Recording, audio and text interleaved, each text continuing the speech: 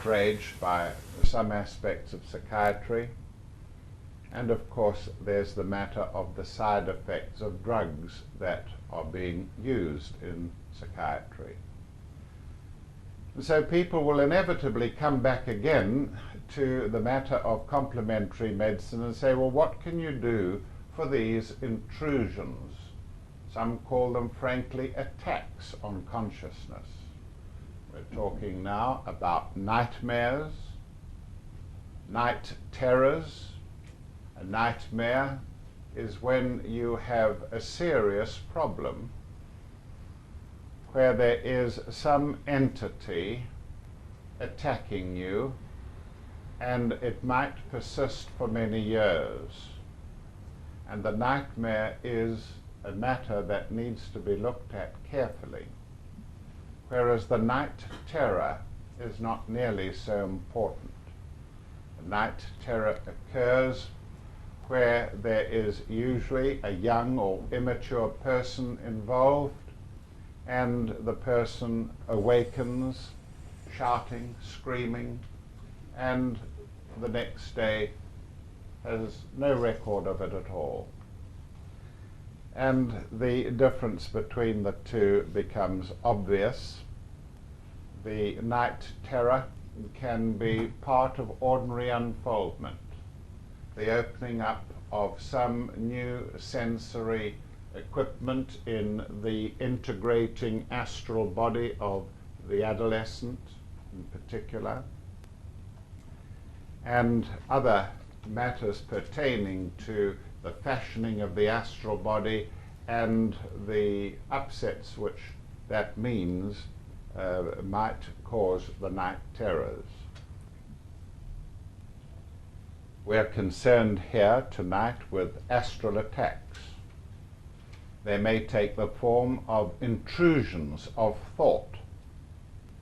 Intrusions of thought that constantly nag at you so that you have to pay them attention at the price of diverting your real attention from elsewhere. They may consist of images that won't go away, that may intrude when you are beginning to meditate or trying to meditate. They may be images that are extremely unpleasant. There may even be voices associated with them. They represent intrusions from influences from malefic individuals or from places, even from places. The walls of a very old house may be saturated in ectoplasm and enable a figure, a larynx, to form in ectoplasm and make rude comments. Now, what constitutes an attack? An attack may last incessantly for many days. It may be just a brief encounter that you can brush aside. It may be something that is emotionally hurtful and which you remember all your life. Physically, it's very rare indeed for a psychic attack to leave a physical mark. Annie Besant said that she was marked for life by one. I have had such encounters early in my esoteric unfoldment, but I have never been marked, and I must say of recent years have not been affected in any way. The most famous of the psychic attacks is the one that I'm going to deal with right at the beginning. It concerns what the medieval age used to call succubus and incubus. And these forms of attack were well documented in the medieval era. But the interpretation that was given these structures, these intruders, was very, very far from being true, and indeed it would seem that the medieval period before Paracelsus, did not describe astral bodies or their projection. They seem not to have had that information. But that is understandable in view of the fact that the Church dealt very severely with any matters which they did not agree on with regard to succubus and incubus. Now, incubus refers to the male astral being that takes sexual liberties with females with any forms that might be available. And I believe that the astral forms, or incubi, were the projected astral bodies of live people. In those days, they not only had no knowledge of astral projection, but when these very, very real, vivid, live attacks occurred, it did not seem to them that they were taking place in an astral world such as we describe today. Most of those who had experiences of succubus or incubus felt that it was going on in full waking consciousness, that they may have been drawn away from where they were in bed, but the actual act was happening somewhere, and it was in full waking consciousness. Now, the succubi are women out of the body, and they again were sexually orientated, and they sought out men with whom they would want to have contact, with whom they would submit to, and the men, of course, would be usually in astral form. However, there are those of that age who maintained that the experience occurred live in their rooms, wherever they were, and we have no proof that that was not so. The succubi were usually very beautiful women, and today they would count amongst their numbers some of the female stars, the screen or television stars that we may know so well. The fact is that sexual activity, being arising out of desire, is one of the four main drives behind the maintenance of an emotional or astral body. And so the subject was well written up in the medieval period and into the Middle Ages and even subsequent to that. The incubus, the male, was usually very experienced in the astral world, and he was very selective. There still is very little competition, and the woman who opens herself up to astral attack is she who allows her form to be photographed, allows it therefore to be gloated over, and to be lusted over, and they should not be surprised if in the astral world they are attacked by beings who have been imaging them in waking consciousness. Now, there were those who believed that any sexual activists in the astral world were demons, and as late as Coleridge and Blake, the poets, they were called demon lovers. And many women believed, in fact they stated openly, that they were visited by demon lovers during the night and in their own beds. Whether that occurred or not would depend, of course, whether there was any ectoplasm in that particular region, the room or where they were living. If there was ectoplasm, then certainly it would be possible for such a demon lover to materialize part of himself. There is a lovely description of the demon lover in Kubla Khan by Samuel T. Coleridge, and I'm going to ask you to let me quote some lines from Kubla Khan which describe the magic of a situation where just this sort of thing could happen. But oh, that deep romantic chasm which slanted down the green hill athwart a sudden cover, a savage place, as holy and enchanted as e'er beneath a waning moon was haunted by woman wailing for her demon lover. And all who heard should see them there, and all should cry, beware, beware, his flashing eyes, his floating hair. Weave a circle round him thrice, and close your eyes with holy dread, for he on honeydew hath fed, and drunk the milk of paradise. The description is of a woman wailing, calling for her astral lover to visit her in their hideout, which was in a Seddon cover in a deep romantic chasm.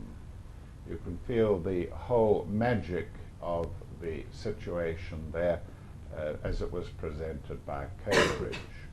You note the mention of a circle, and weave a circle round him thrice. That is normally regarded as one of the best defenses against astral intrusion by succubus or incubus. Weaving the circle means holding in your mind a circle around you which none may cross, which none may cross. And if others in your entourage are aware of what is happening, they might assist you also always to contain yourself within a circle of power. The demon lover of Kubla Khan. Now, what gets attacked? What gets attacked? Seeing man as a holistic being, let us try and find out what is actually involved in astral attack. The etheric body, which we know quite a lot about, we've studied many aspects of it, interpenetrates the physical body snugly, and it energizes the physical body, and there may even be a merging of physical substance like albumin, globulins, proteins, secretions from salivary glands, from the surface of the lungs, so that there could be produced, certainly it's my belief that that all human individuals produce a certain amount of ectoplasm. And the ectoplasm lies between the physical world and the etheric world. It is physico-etheric, as it were. Then we have the astral body per se. The astral body per se, which is a body made of emotional substance, subtler than the others, and interpenetrating the physical. Now, although this body achieves a great degree of integration in that it ends up as a physiological entity obeying certain laws, the astral body still is capable of detaching itself from the physical structure. And this is the natural position for an astral body to be in whilst you are emoting, while you are an emotional person using emotional energy to express yourself in the world. We know from our studies that the astral body may come out of alignment with the physical body in what we call sleep. In the sleep state, the physical body has its own mission to recharge itself with energy, and the astral body too takes part in that task as well. And to recharge itself, the astral body must come out of alignment with the physical. Now, we need also to consider the mental body of man, a body that is not formed properly yet in mankind. Very few individuals are capable of thinking with mental substance, with a mental body, without becoming emotionally involved. The true, clear, mental thinking type is rare indeed. Nevertheless, we have to consider that entity as well. So this is the composite nature of man. And I have scribbled down what I believe are the percentages by which these bodies are involved in attack. I would say that the physico-etheric body, the one in blue and brown, is probably attacked between 5 and 10% of all attacks are at this level, which would include the ectoplasm being formed, perhaps to fashion a hand for a short period of time, or even a face, or any other structure, bearing in mind succubus and incubus. The ectoplasm that is available in any situation where there's an astral attack would vary considerably. There might be a quantity of it, so that perhaps a head and shoulders or torso may materialize. There may even be possible a phallus or some similar device able to materialize because of the presence of the ectoplasm. And that would give reason to the belief in the Middle Ages anyway that people could experience demon lovers attacking them in physical reality. Now, the astral body, shown here in pink, is the body that we feel in. It receives vast energies from the inner worlds, particularly, of course, the astral plane. The astral plane supplies large amounts of emotional energy to the astral body, and it is the body that we feel in. It is the most creative body that we have, and it is responsible for art and music and sexual experience and so on. The astral body represents something like 70% of attacks. 70% of attacks, 65 perhaps, of attacks are astral in nature, which means that a being who is astral in shape or form is able to attack this astral body while it is functioning inside a physical body, or it may be able to attack the astral body when it is out of alignment with the physical. So there are also the possibilities that this astral body may have come out of a physical body in sleep, or it may be the astral body of a dead person, in which case the activity would be somewhat different. So we then say that the astral attack accounts for 70% of such actions. The mental body shown here in green, is able to intrude into consciousness.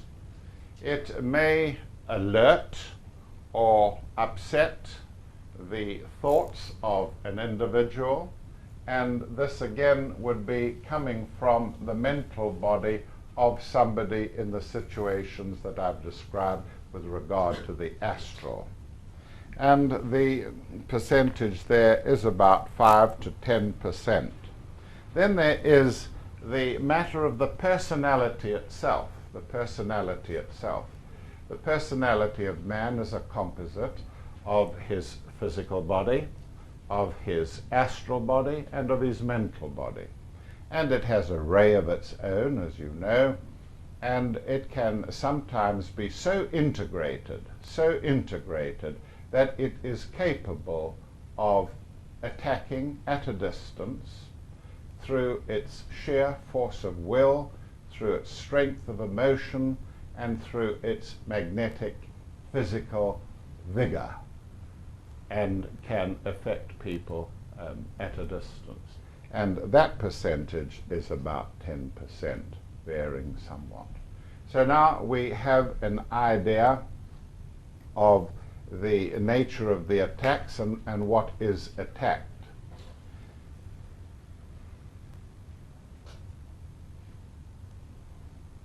When you are attacked physically, obviously, all you have to do is get out of the way. When you're attacked physically, you get out of the way. However, you may have to work with someone, maybe a colleague. And in that case, the ability to move away permanently or any great distance is impossible. And so you have to put up with such an individual.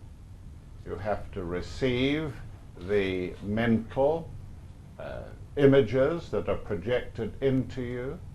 You have to deal with the feeling that such a person is just behind you or sitting near you, and you may then have to go off to a quiet place and get rid of the intrusive emotional material that has been projected into your astral body, or really into your aura.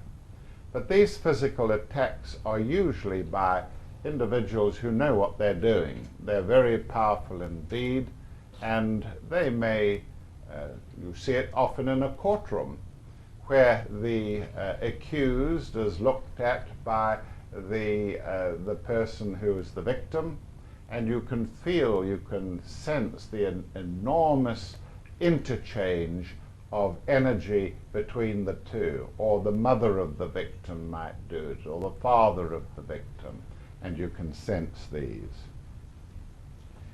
Now, frequently healers can be the source of attack. With all the goodwill in the world, they can be very fallacious in their capacity to apply healing forces, and they will sometimes come to you or to a patient and apply their energies, the usual business of hands on either side of the affected limb, visualizing color or thought or whatever. And the application of energy is very real, no one's doubting that at all. But the wrong treatment might be applied. There can easily be the application of powerful energy to a cancer, so that the cancer is assisted in reproducing itself. Or there may be hidden metastases, colonies of cancers, which you don't see in different parts of the body. And the application of energy to that is unfortunate. On the other hand, healers very frequently take energy away. And if this energy is taken away from an ulcerated region where there is a poor blood supply, like at the back of the neck or on the shins, this can be a very deleterious thing, and it constitutes, therefore, an attack on the vitality of the physical body.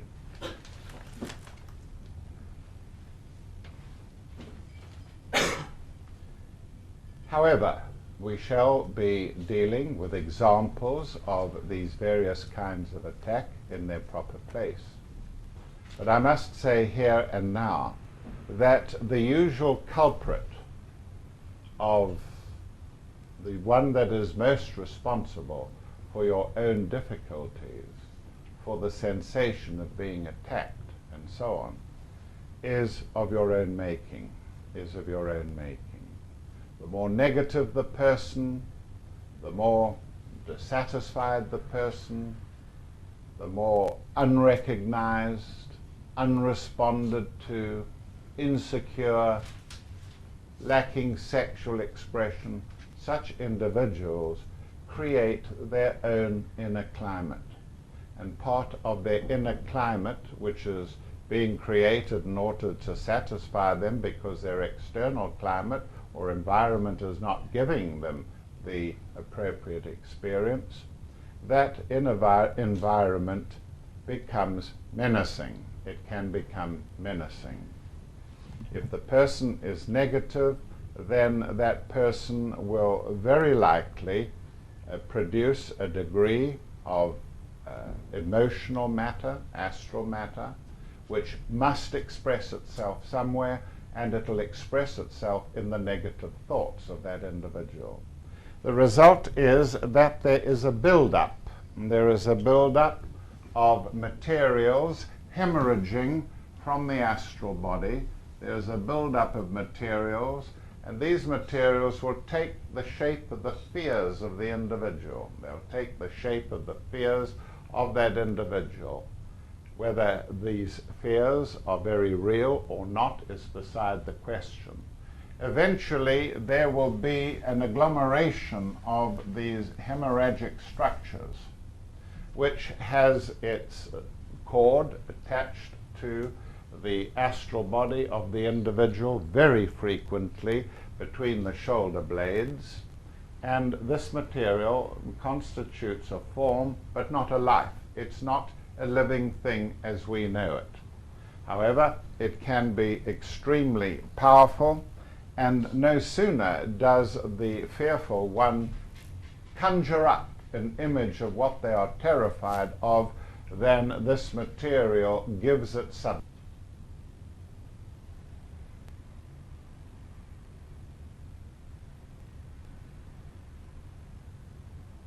Now, in normal practice, we tend to confine ourselves to that part of the astral world which we find pleasant. If that is part of the astral world, then there are compartments in it, there are regions, and when I draw them like this, of course, I'm not paying tribute to the extensiveness of them. A small compartment in the astral world may measure many, many miles in volume, cubic miles in volume. The region of the astral world that we tend to find ourselves in normally is something that is benign, and there is nothing there that is menacing. It is when we do something to ourselves, when we allow ourselves to become depressed, when we exhaust ourselves working in the garden suddenly one day, when we are suffering from influenza or recovering from influenza, it's then that the individual may not go to the parts of the astral world where he found people similar to his own nature, but he may then sink through sheer lack of energy several planes, several compartments lower, and then find himself in a part of the astral world where low types of beings are more competent than he is in that particular region, as you would expect, and might be dominant in such a situation. Then attack is very, very prevalent indeed.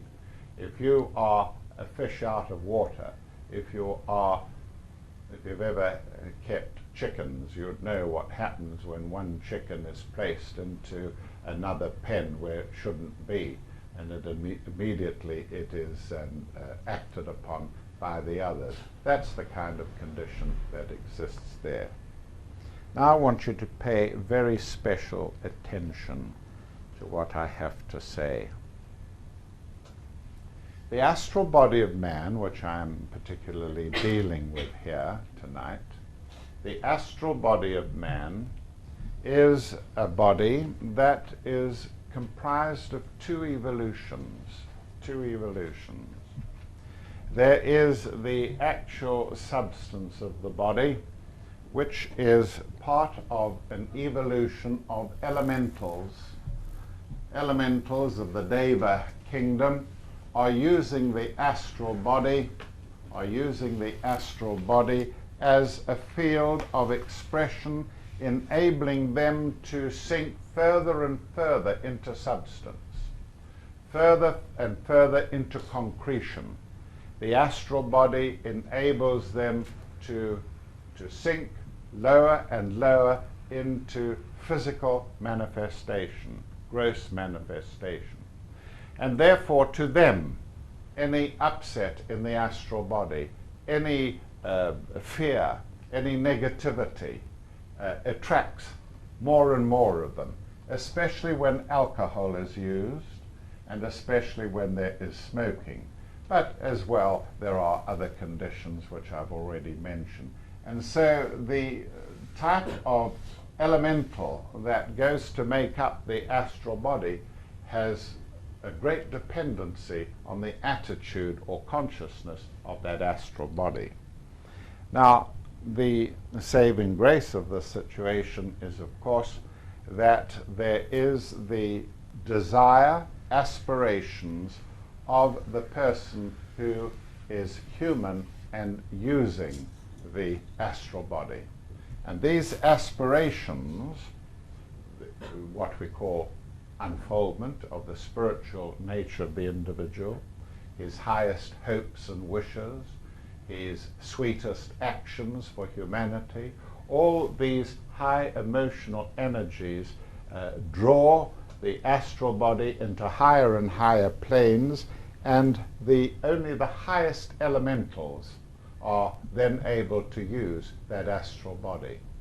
When the astral body is shed, and it becomes a shell or a sheath, and it begins to sink down into the lowest planes of the astral world, it is then infested by the lowest types of elementals.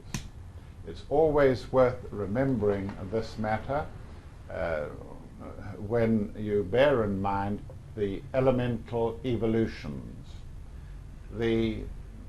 even those little creatures which we call goblins and earth devas and sprites and so on. It's worth remembering this. So in the occult sciences, we make sure that we do not practice certain things. Harmfulness is one of the worst culprits for attacking the lowest orders of elementals. Now another matter I want to discuss, and that's the matter of occult silence. Occult silence.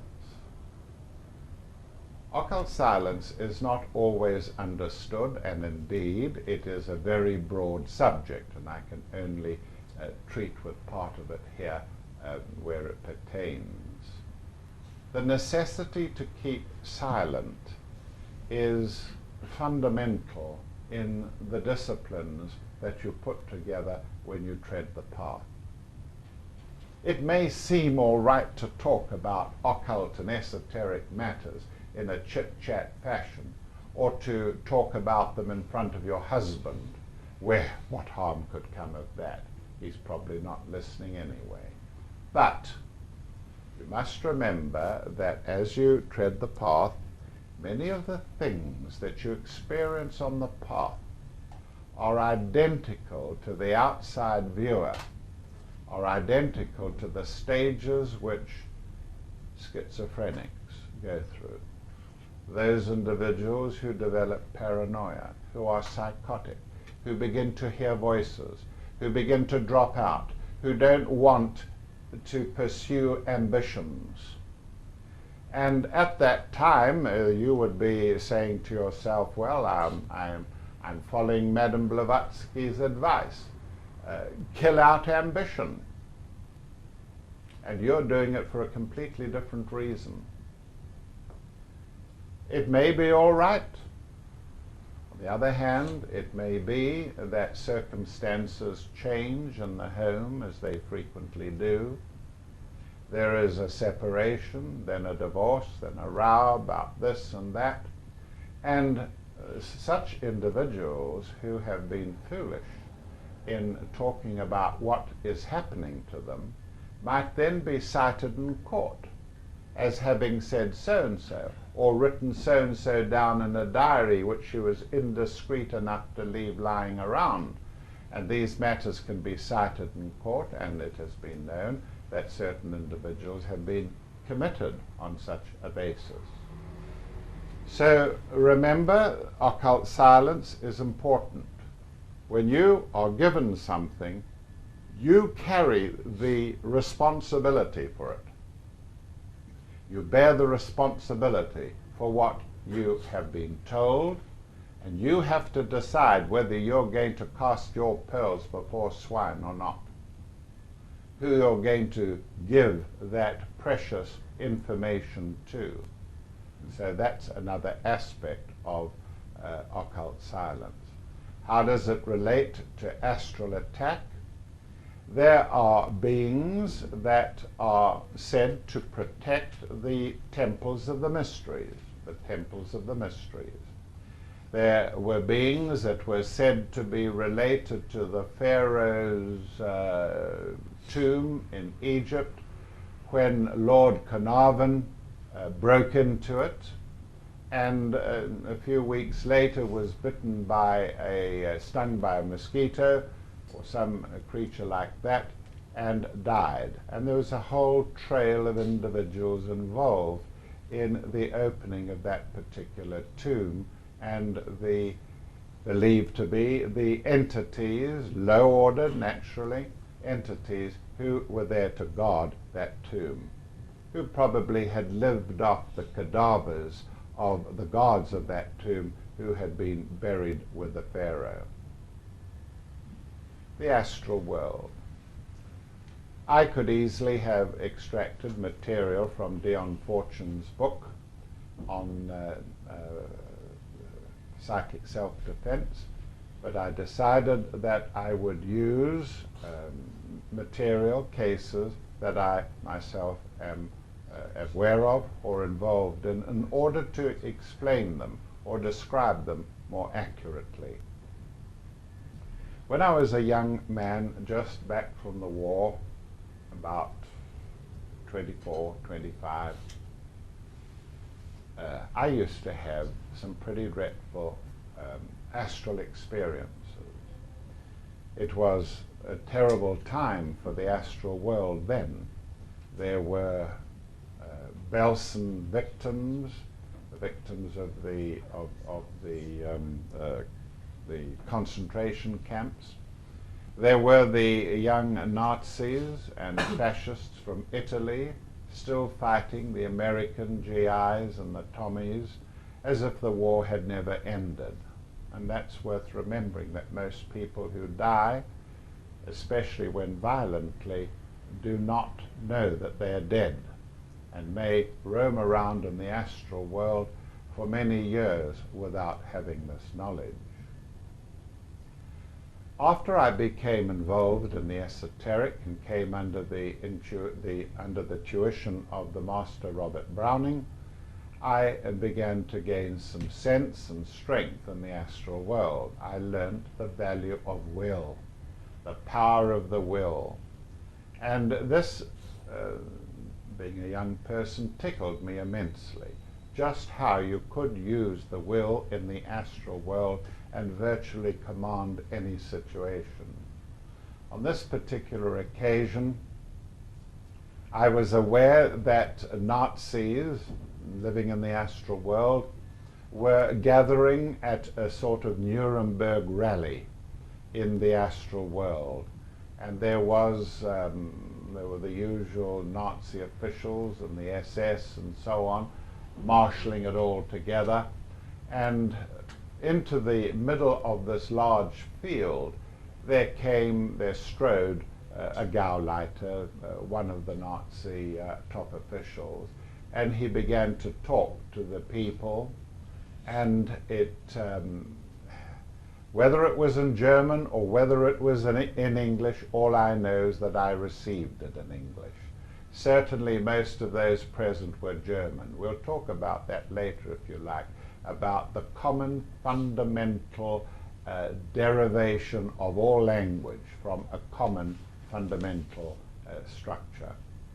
Anyway, he was calling out with a big loudspeaker in his hand, telling these people the usual Nazi stuff.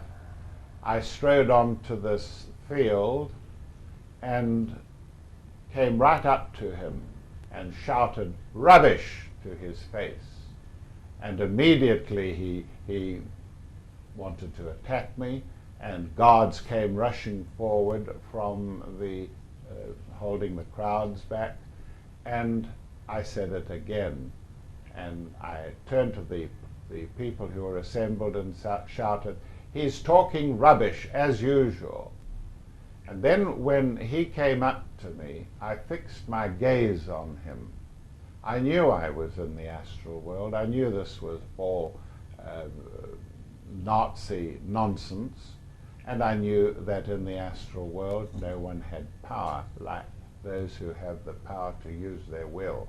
And I used my will on this Gauleiter and beat him to his knees, just doing that.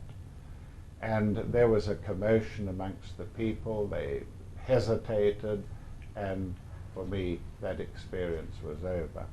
I'm telling you that because you must not always think that the astral world is a place that is confined. So many of us have our dreams and our projections in the astral world, and we seem to be confined to small areas, which is true. But usually there are far-flung areas that we don't normally see.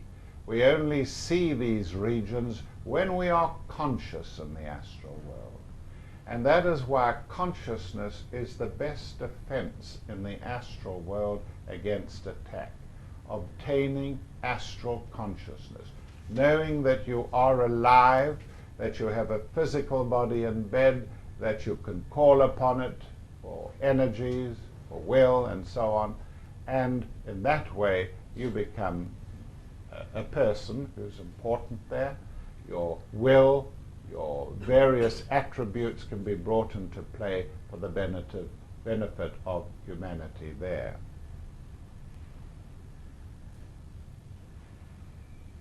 The power of the mind is considerable. I knew a very famous and beautiful person in England from the aristocracy. And she was well known for her capacity to use her mind and her will. And she told me that when she had her children, when she was having her children, she spent some time each day seeing them as being extremely beautiful. And she said, when my children arrived, all of them were beautiful children, and they grew up into beautiful beings. That was perfectly true because I saw photographs of them, but that does not necessarily mean to say that when children grow to adolescence and from adolescence into adults, that they will retain the beauty that the mother cast onto them, seeing them as children and adolescents perhaps, but not seeing them as adults, which would be very difficult indeed. And my experience is that such individuals frequently lose the effect of a mother who has this capacity to frame them, to mold them. They lose this as they grow older, especially as regards personality characteristics. When I was in America touring, I became the target of astral attack. The astral attack usually came from women who appreciated the kind of teaching I was giving, and when there was an unhappiness in the married life, they would sometimes direct their emotional attention to me. And whilst I was on the public platform and surrounded with people looking after my interests, it was all right, easy to handle. But on some occasions, I was attacked astrally in a strange sort of way. I'm just going to quote one example. Much against my better judgment, I had agreed to stay at my host's home in a famous city in the United States. I never do that because I regard the time that I have after a public lecture as being very precious to me, so that I can recoup. But on this occasion, knowing the family well, I agreed. They were an elderly couple, and they had a lovely home, bungalow, and I must say I used to enjoy being with them there. I used to notice, though, that the husband was away very frequently indeed. During the day, sometimes late into the night. And the reason was that he had to work. It was a very hard job that he was doing, and he had to give it his attention. I also noted that the wife seemed to be emotionally lonely, and I would have been very churlish not to have given her some comfort. I slept in a room that was somewhat detached from the main body of the building, and settled down that night and did my various things, meditations and spiritual diary and so on, and went into a lightish sleep. I already had continuity of consciousness, so that I was aware of things going on in the street, in the house, without it interfering with me at all. Suddenly I heard a patter, patter, patter coming down the passageway towards my room. I thought I was going to be offered yet another cup of tea or something like that. But it was dark, and in came the lady of the house, somewhat distraught, and she pulled back the covers and climbed into bed with me. Nothing sexual about it, she just snuggled up to me. I was perturbed, to put it mildly, and realized that this was an astral body of the person concerned. And I pulled out of that situation merely by jolting into a sitting up state, and she vanished. And I can't tell you how many times that sort of thing happened. There was no intention on the good lady's part. She, I'm quite sure, did not plot it in any way, but when she had gone to bed and gone to sleep, the emotional nature, that state that she was in, where she was being neglected by her husband, played upon her, and the astral body wanted comfort and came to my bed for that comfort, being somebody that was close by, that she knew was there, and that was it. Now, that sort of attack is a gentle one, but it is still very disconcerting indeed. I soon learnt in the USA never to use the word love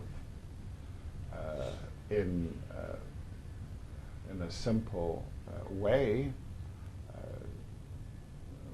when you talk to people who are spiritual and who are your companions, you use the word love inevitably. You love them for what they are. They are your brothers on the path. And that's fair enough, but you must be very careful, like you must be careful about occult obedience, not to use certain words that can be misconstrued. Because although the person may not misconstrue it at a physical level, it might be misconstrued at a deeper level. Now I want to tell you about a friend of mine, a buddy from the war, who was quite a psychic person. Certainly he was more psychic than I was, but at that stage he was older than I was. He used to notice that every time he dreamed of a train leaving a station, pulling out of a station, it preceded bad news for him. And he was obsessed by this. And the number of times this happened that he recounted it to me, and he would be shaky for days afterwards, and would always come and tell me what the bad news was, it began to increase. I was not esoteric at the time, but I did investigate. I used to have very vivid dreams. I used to have out-of-body experiences that to me were inexplicable, which I never talked about to anybody. I found that there was a coincidence between the dream of the train leaving the station and bad news that sometimes follows. The real reason for the dream was, I found out much later when I was esoteric, was that he was drinking too much. And when he went over the top with his drinking, and he wouldn't be a person who would get blind drunk and fall on the floor or anything like that. When the matter got to such a state that he drank a lot, he would have this dream. And it was in fact a warning dream telling him maybe bad news, but the warning to him was that he was destroying his liver. And the steam engine is often taken as one of the symbols indicating the power organ of the body the organ that gets hotter than any other part of the body during metabolism. And in fact, he died a few years later of cirrhosis.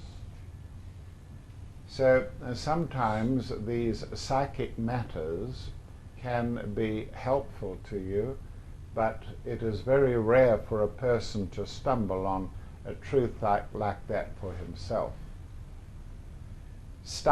Rudolf Steiner, used to say that a family is a living thing. Doesn't matter how big or small the family is, but a family is a living thing. Mother, father, child, living thing, children. And he used to point out that when there were problems at the parental level, when parents were squabbling, fighting, arguing, or they had some problems, they might express themselves in another way, and that other way was through the weakest part of the family, which would be the child or the children. And he was quite emphatic about that. And I always remembered that people who cannot contain themselves in front of their children or are destroying a marriage for whatever reason should always remember that a marriage is a living thing. You can cast its horoscope for the time of the marriage. You can forecast how that marriage will grow, what things will threaten it, and you can often indicate when it's under greatest threat of destruction. It's worth remembering.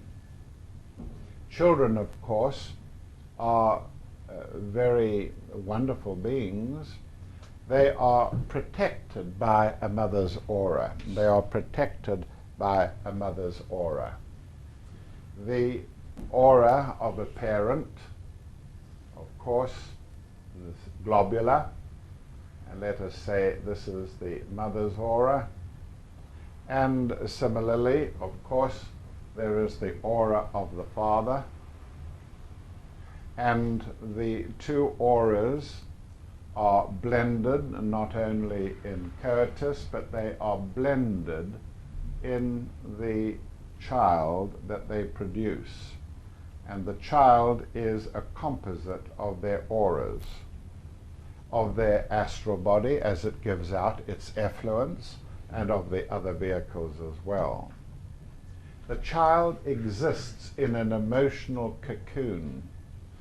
The child exists in an emotional cocoon well into adolescence, and the astral natures of the parents contribute less and less, of course, as the child grows on and elaborates his own aura and a cocoon-like structure.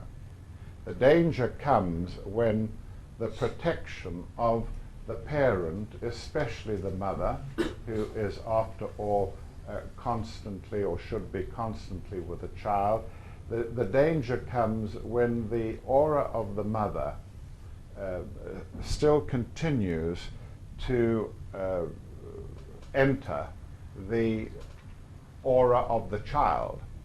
And where this is a boy, this influence can deprive the boy of independence. And the danger comes when the protection is a menace. It's virtually an attack, and the mother can turn the boy into somebody very like herself. And many gay youngsters are partly the product of their mother's auras. The child has got to learn to free himself, or else he becomes a miniature of the mother.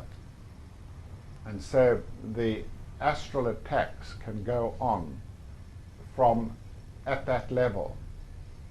The mother may have a secret desire to keep the youngster at home, to have him grow up if the father is abroad or the father dies, to have him play part of the role of the father. That, of course, is well known. But it's important to know that this is an auric matter that is involved here. There is an example of night terror that I would like to recount to you. Boy, 16, very bright at school, who has had a very difficult upbringing, has had great difficulty integrating his emotional nature, mainly because his parents dumped him as a child and he was fostered, and also because he has had no example set him except his aging foster mother, foster parent. And he suffers from night terrors. He can wake in the night. You'd think he was awake because of the stream of language that comes from him, none of it particularly offensive or anything like that, and screaming sometimes, and then you are amazed to find that he doesn't remember this kind of experience. There is no doubt that there is attack of some sort going on. It isn't a very serious one, but there is attack. It could be somebody very simple, like a sister, even the mother. I do remember a case in South Africa years ago where two boys shared a bedroom, and their mother was often away and there was no father. And one of the boys developed a tremendous night terror, and it would happen 2 or 3 times a week. The brother had become so sensitized to this situation that he became a very, very light sleeper. And whenever Stanley began to stir, his brother would be awake, do nothing about it. But the moment that Stanley went into a night terror, he would jump out of bed and run either for the window or the door. And his brother had learnt to get out of bed quicker than he and do a flying tackle on him and bring him down.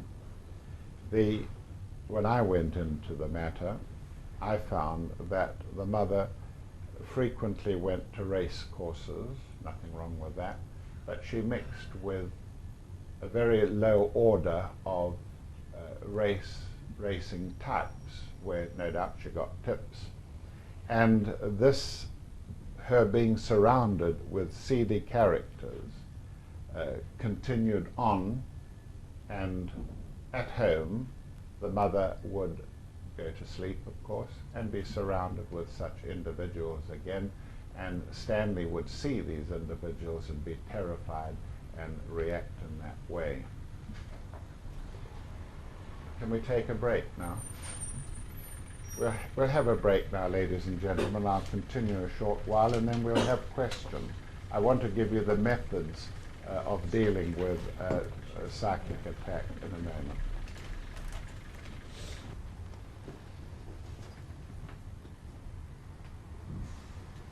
At this stage, I think we should consider some of the methods to offset psychic attack, methods of self-defense, if you like. First and foremost, of course, you have to understand that good health is the best way in which you can ward off psychic attack. Unfortunately, people who tread the path give so much in meditation, in service, and in study that they're not always in good health. They may be in sensitive health, which is very important indeed. But good health, robust health, is not necessarily part of the path. It helps, though, if you are involved in some sort of psychic attack, to drop everything else and be sure that your physical body is in a state of good health. I'll come to that again. And good health means that you must have adequate rest. Not more sleep, but more rest. Not more sleep. Sleep is usually adequate for most people. It's the amount of rest that you have. Now, there are many ways of attacking the path and warding off any reaction from forces in the inner worlds. One of the best ways, of course, is to invoke the help of a mentor. You don't have to ring him up. You don't have to knock on his door. You can just hold him in mind, and you can call on him whenever you need him to assist you with the problem that you have. In their heyday, Paul Brunton was one of these. He had a following of very fine individuals who used to call on him for help if necessary. The Master D.K., Joel Kuhl, used to give direct advice by communication to the Bailey students. He was certainly available for many years after that, but is now not in a physical body. A great maxim to remember about psychic attack and you yourself performing any psychic activity is that you should never fash with hurt feelings. Never fash with hurt feelings. And by that I mean, don't do anything occult if you are in disorder. Don't go and meditate if you are just recovering from influenza. You only add to your burdens. Get well first, then you do your meditation. Don't fash with hurt feelings. Drop all your disciplines if you're off colour. Don't meditate on green because you've got a headache. If you're going to do that sort of thing, you're only going to aggravate the situation. Take a break. Go off for a couple of days. Walk through the marketplace. Chat to the common man there. Go and sit by the river or something like that, and give up the occult practices that you're involved in until you are refreshed, until you recoup. Now that's very good advice. If you want to change your life, especially your attitudes, and to be able to stand up to astral attack, try the using of affirmations. Affirmations. I will not permit, I will not allow myself to smoke again. People always say to me, well, how do you stop smoking? And I just say to them, it's very simple. Stop it! Just stop it! And very few people can do that because very few of them can affirm the will. But the affirmation of the will is a very important thing. Words of power are very important when you are in a difficult psychological situation where people are looking to you for direction, help in a difficult situation. Try using the words of power. Om. Om is not so important that you should shout it out and deafen everybody's ears. It's what is going into it, that you recognize this is the sound of the solar system. It is the sound of the solar system, and you are just taking it up, that's all. Om. If you prefer it, you can do it repetitively. Om, Om, Om. Or you can use it in its famous mantram, which is Om Mani Padme Om, Om Mani Padme Om, Om Mani Padme Om. While you are doing that, sounding things continuously, nothing can break through to you, especially if the words are, as I have suggested here, sacred. There are lots of other words that you need not use. I occasionally use them, like La, La. Or you can use the other word, Ahi, Ahi. Very powerful word that, especially with regard to devas. If you are in trouble from the point of view of being ill, or you have somebody has had an accident and you're trying to help them, this famous Christian mantram is useful, not because it's Christian, but because it is known, certainly known to me, to be effective. Thou that takest away the sins of the world, have mercy upon me. Simple as that. Thou that takest away the sins of the world, have mercy upon me. On us. Visualization of light, especially if you are in trouble in the inner worlds, in the astral world. Visualization of light. Now you don't have to be told what that is. It's the taking of a light, putting it in there, and then focusing on it. Visualization of light. If you could do that in the astral world, that is a wonderful exercise. Some use the cross. Visualize a cross, nothing wrong with that. If you are Christian orientated, nothing wrong with it at all. It's not my piece of cake, but it could easily be yours. Occult silence is something that we've talked about. Try and have silence around you.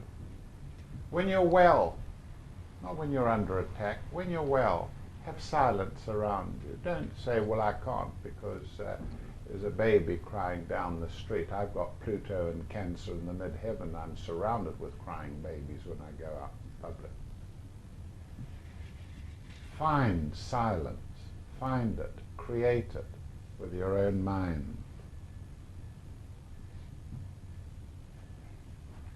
Occult obedience, occult obedience. I'm going to give you one tiny example of occult obedience. Some years ago, a family that lived near gave me a blanket. It was a lovely big blue, and it was made of some material that was struck in fire, nylon or something. And I took the blanket in. I thought, right, I'll have that on my bed. And I had terrible, terrible feedback from that. And I was told, get rid of it. It turned out that it had been used by whoever it was and misused again and again and again. But it was dry cleaned and it seemed nice and warm, comfortable and so on. So I thought, well, let's throw it away. I'll put it somewhere. And then 2 or 3 years later, I pulled it out again and thought, my God, it's cold this winter. I'm going to use this blanket. Perhaps it's okay now. Same thing happened again. And this time it was more violent than ever. As I was saying, the astral, psychic attacks were more violent than ever. And I just had to get rid of it. And so I say, sometimes when you are receiving instructions, you should obey them. You may not be able to see the reason behind the instructions. I'm a great lover of violet drapes. Violet drapes. If you have difficulty with your nervous system, you're all shaky, neurasthenic, can't put yourself together, try using a violet curtain or blanket and place it in a position where the sun strikes it and you can sit in front of it and pick up the violet emanations from it. Violet for the nervous system, a green drape for the muscular system. Very good indeed, especially during these attacks.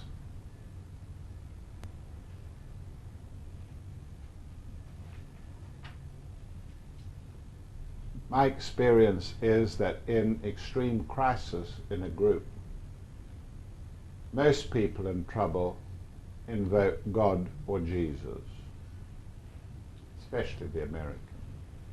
You'll hear when something goes wrong, there's been a smash or something, you'll hear them say, oh my God, oh my God, oh my God. If it's sudden, very urgent, they use that.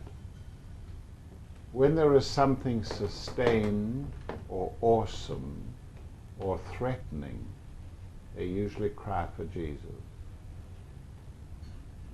You'll hear them beginning to, I mean, it's very typical of a materialization seance where you have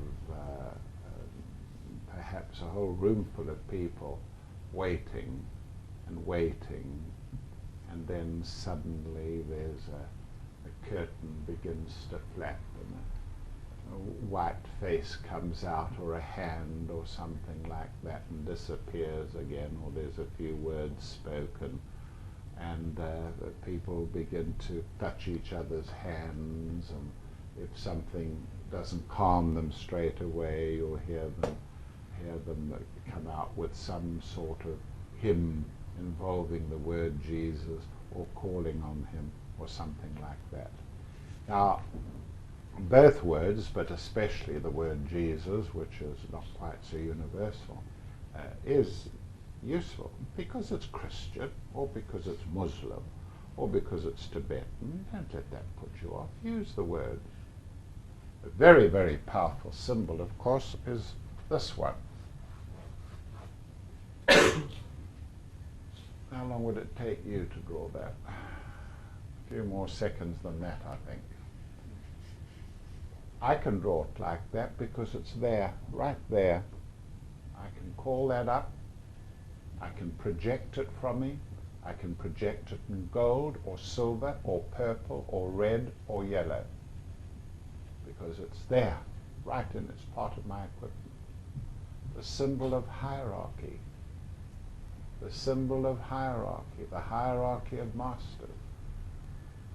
You see, you're very naughty because these things are so simple and they're at your grasp, but you don't use them in your everyday language.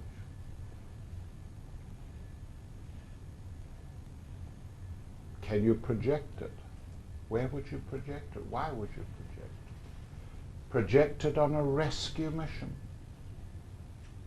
Perhaps some people clinging to a mountainside. You don't have to ring them up by special telephone to find, hey, did you get that? Send it to them. Just send it to them.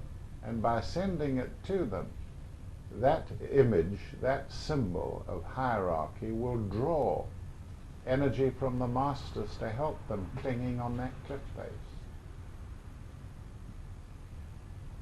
For rescue, for help, for any purpose, divine purpose, strong purpose that needs. Who thought about the two Yugoslavs talking to Gorbachev? You could help there, send light energy. The Master DK was always suggesting that, and you can use that symbol when you are attacked. Always be sure that your doctor has okayed you physically.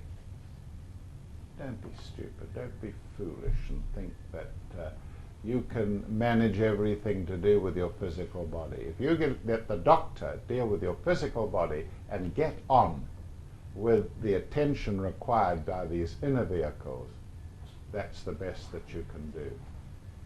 Continuity of consciousness carries all sorts of favorable methods of assisting yourself. If you have continuity of consciousness, this will wall out almost everything that you can conceive as a psychic attack. You say it's beyond you? No, it isn't.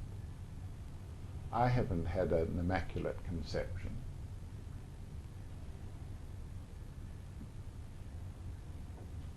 When you do attack something, a thought form that is pestering you, or an entity,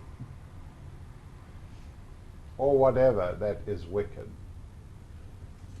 adopt an attitude of, for instance, stubbing out a cigarette. You wouldn't stub a cigarette out like that, would you? If you're going to stub the cigarette out, you do it like that, and there's an attitude of, get that, no more light, no more fire there, no more smoke, stubbing it out. That's the kind of attitude that you use as a destroyer of images or things that are unhealthy or not wanted.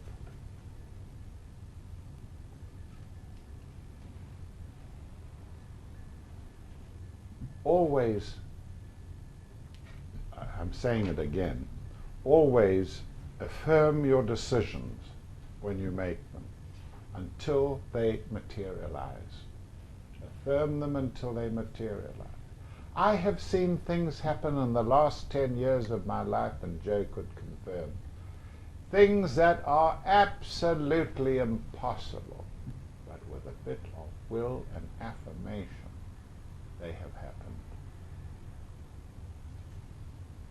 If you have a song that you can sing or hum to yourself in time of difficulty, use it. Something that appeals to you. So long as that is going, you have a measure of protection. You have a measure of protection.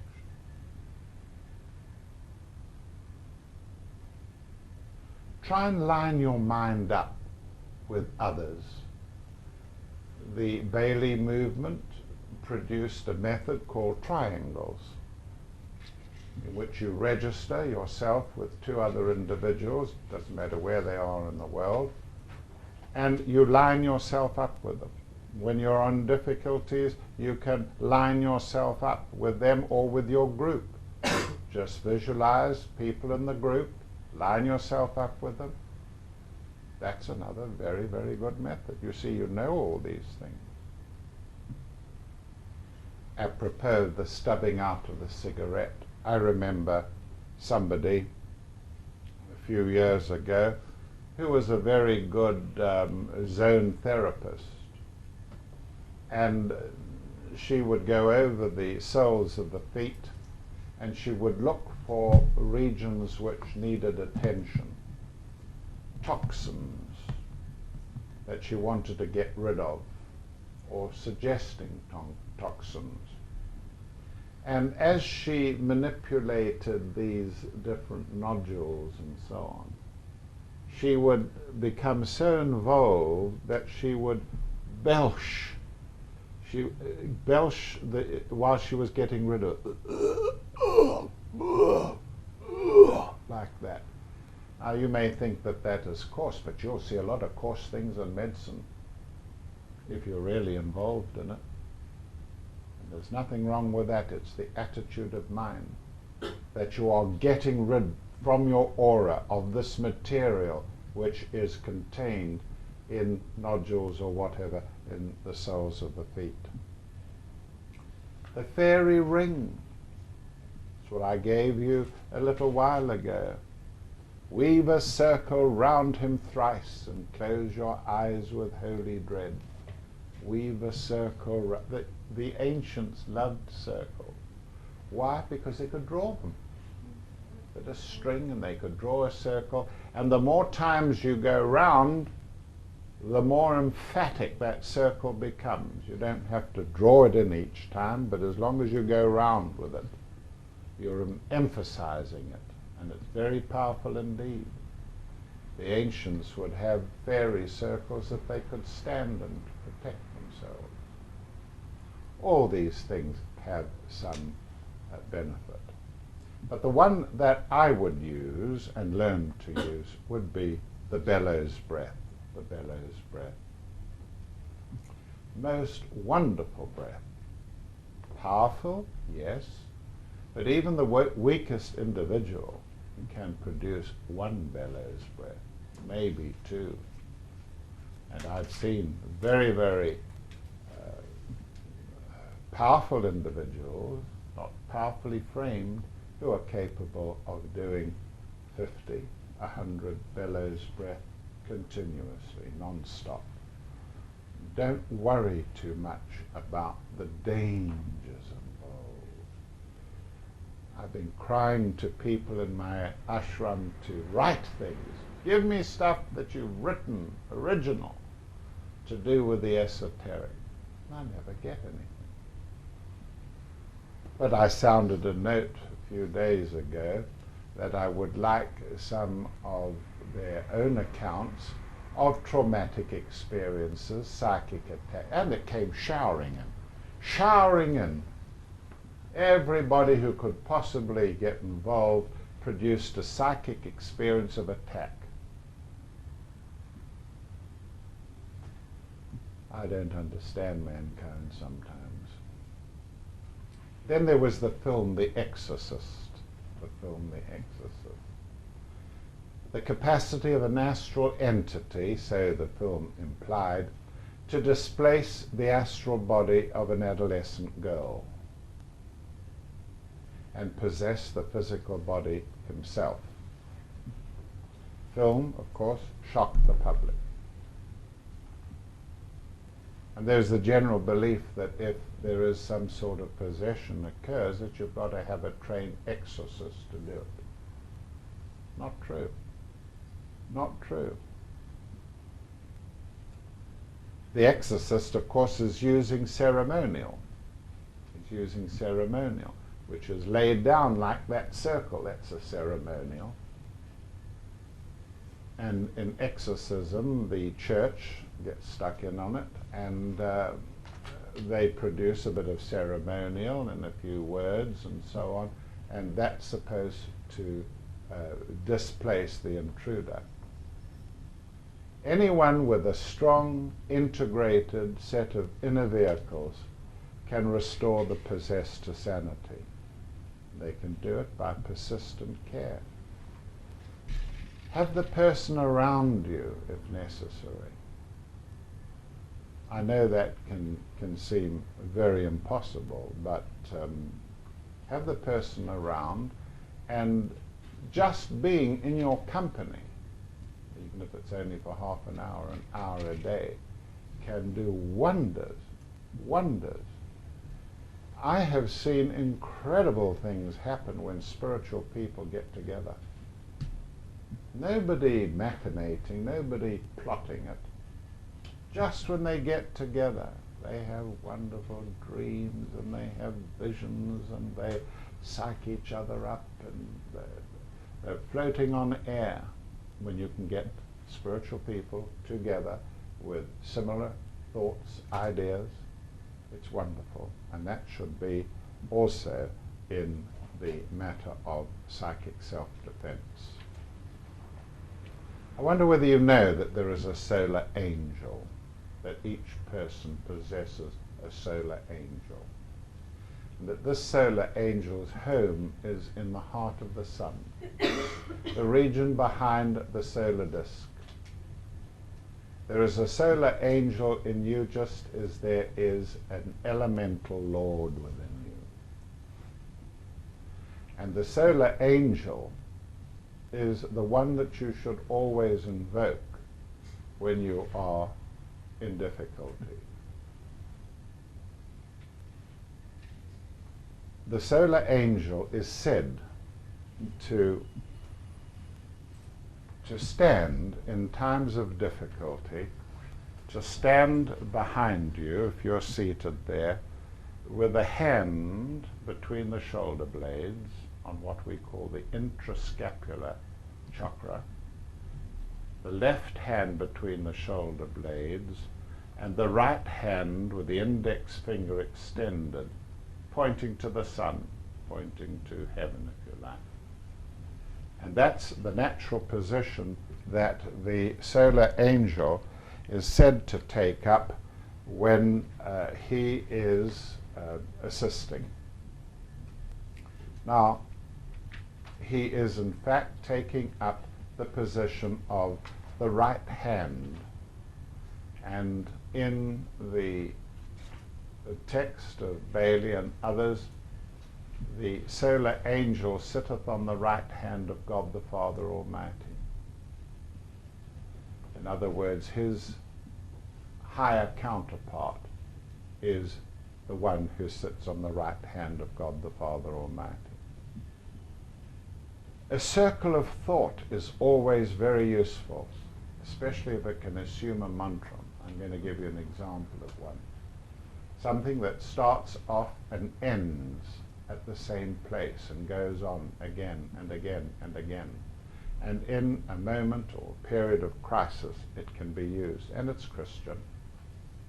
These words have been approved by Plato, though they derive from the Christian. So we're talking about the right hand, the solar angel is on the right hand here.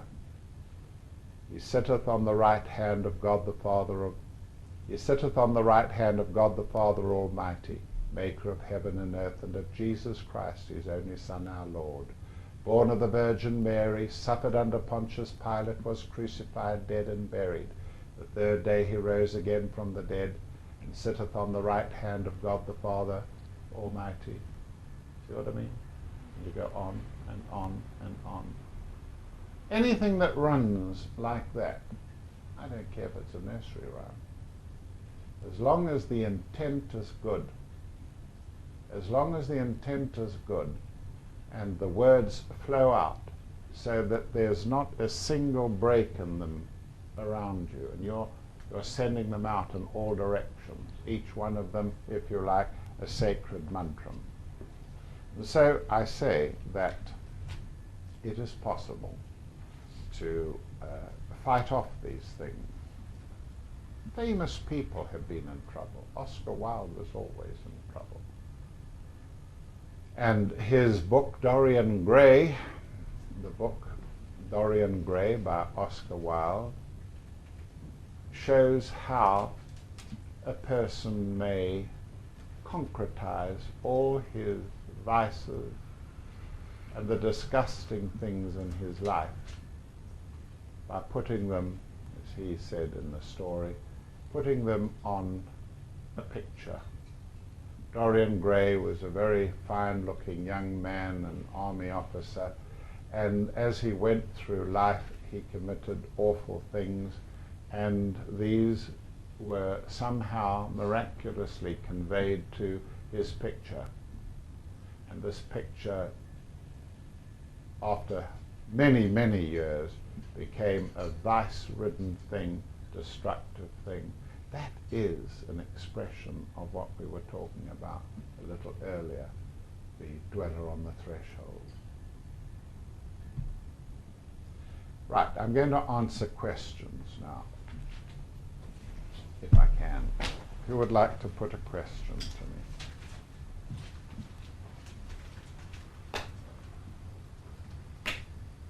Yes. Tim. Yes, what's the difference between an attack by a dead person and one who is not?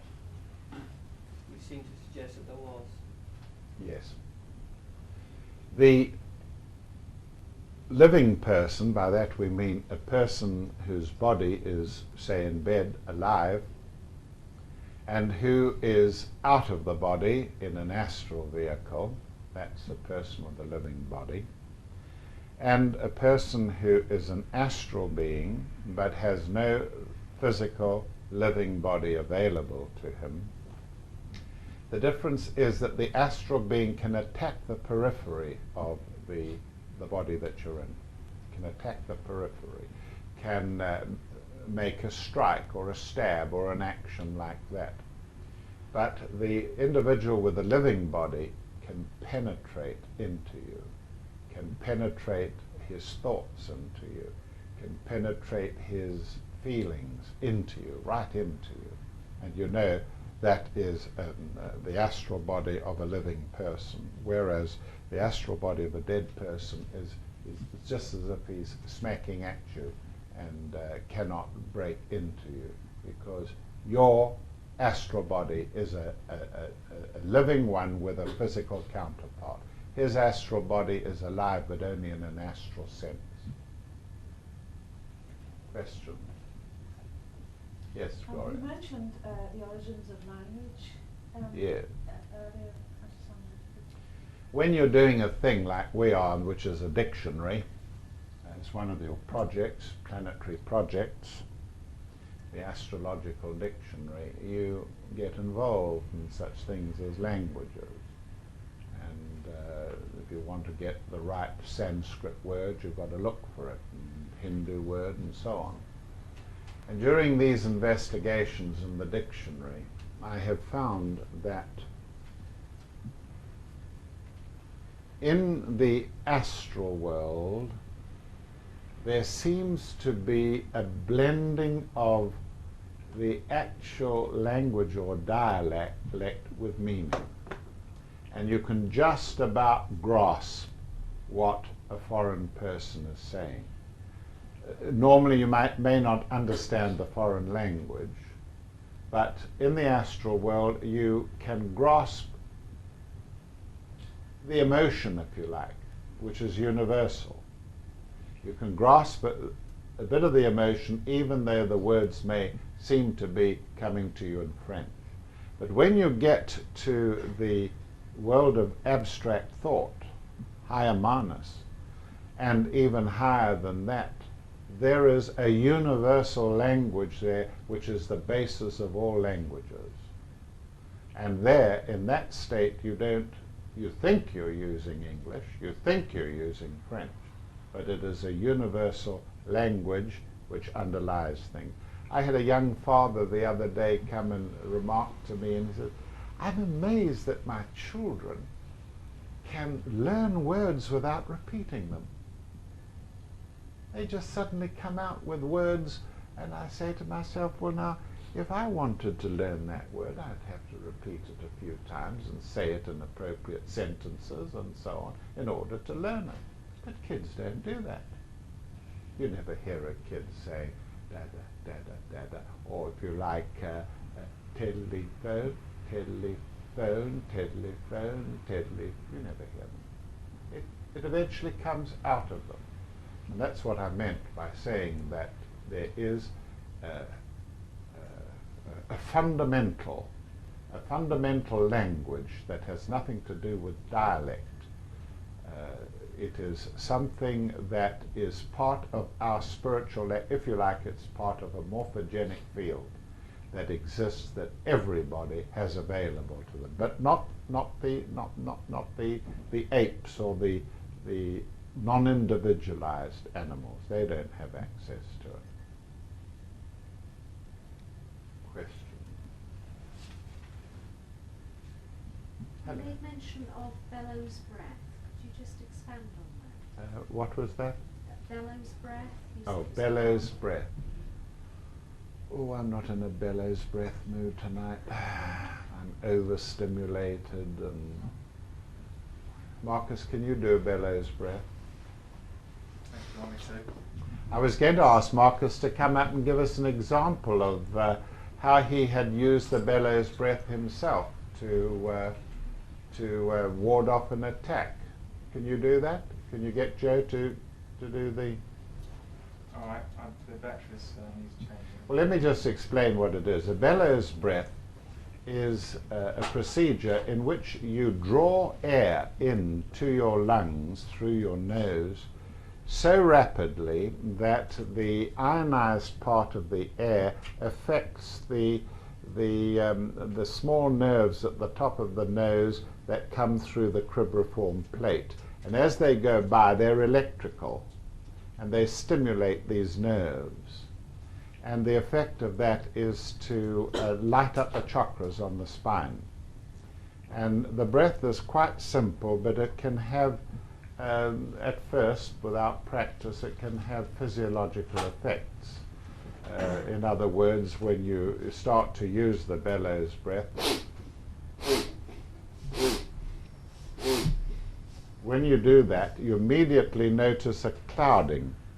You see black sort of clouds coming in, and that merely indicates to you that the action is affecting the vagus nerve, the electrical activity of the vagus nerve. And the vagus nerve, of course, slows the heart rate. And so there are physiological effects from it. But when you have done it every day, twice a day, and you do, say, 2, then 3, then 4, then 5, perhaps 6 breaths, then you keep it at that level. But you must have them at your fingertips reflexly, so that in the height of meditation you can call on them. Or in the astral world, for psychic self-defense, you can call on the bellows breath. And the bellows breath is one of the most powerful instruments available to a living man in the astral world. A living man in the astral world. It's worth thinking about. Can you not use an electrical ionizer? Ionizer? I've experimented with ionizers. They're very nice to have. But ionizers, of course, they make ions that are fairly gross ions, if you know what I mean. They're made by the instrument. I'm really talking about, with the bellows breath, I'm talking about particles, ionized particles that have the capacity to affect the olfactory nerves that come through the cribriform plate at the top of your nose. If you flare your nostril like that, you immediately can feel the air goes right through the top of the nose. Not normally, but when you flare the nostrils, and that's part of the bellows breath, is to flare the nostrils. And these go past that area, and I've never used ionization for it. I should think it would have a helpful effect. Have you? Yeah, they're pretty positive in that. Are they? In a stuffy room. Yes. Questions?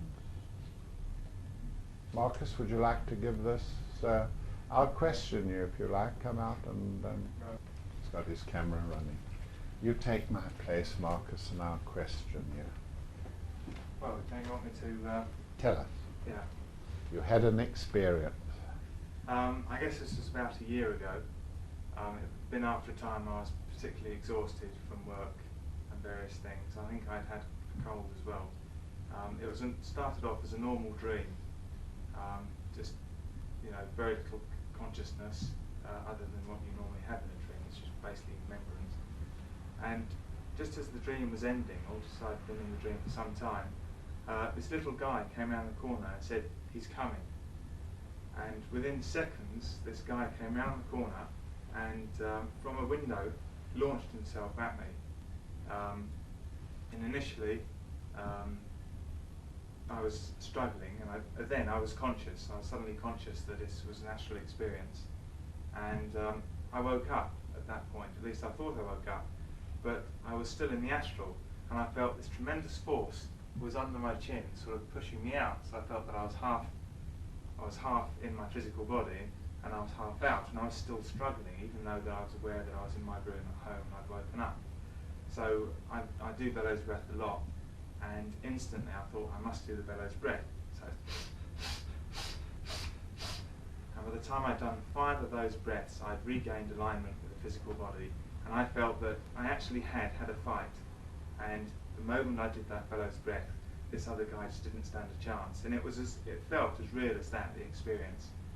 And by the time I'd done 5 bellows breath, I was back in my physical body, a few goosebumps from the experience, but I felt that this guy had been totally defeated by that. Any taking questions the bellows to breath. Marcus? Were you marked? Hmm? Were you marked? No, not at all. Apart from the fact that I had, like I say, I had goosebumps, and it felt a very real experience. And I was a little bit nervous about going back to sleep, but there was nothing else happened that night.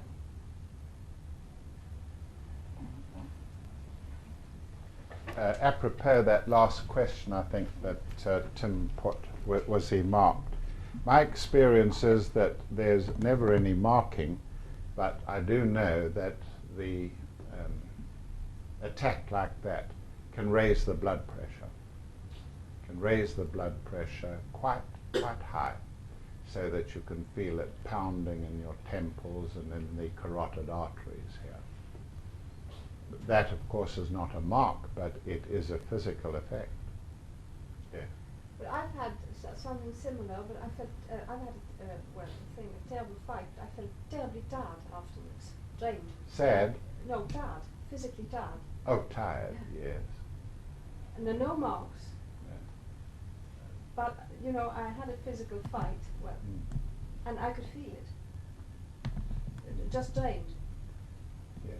Well, of course, blood pressure can be measured, you see, and if you could describe an attack going on and they had you wired up, they could show that the blood pressure was affected.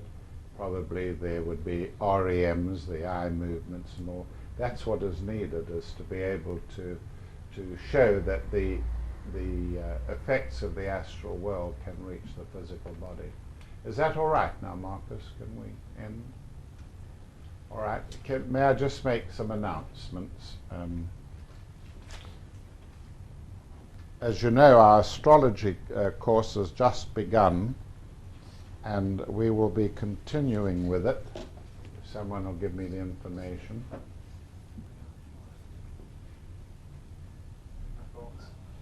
And the next lecture that I'm giving, someone will give me the information.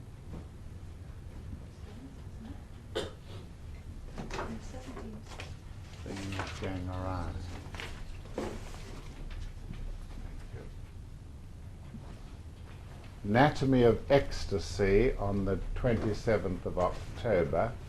That is mainly a talk on the psychic areal of the body, which is the vagus nerve. It's 27th of October at the East-West Centre.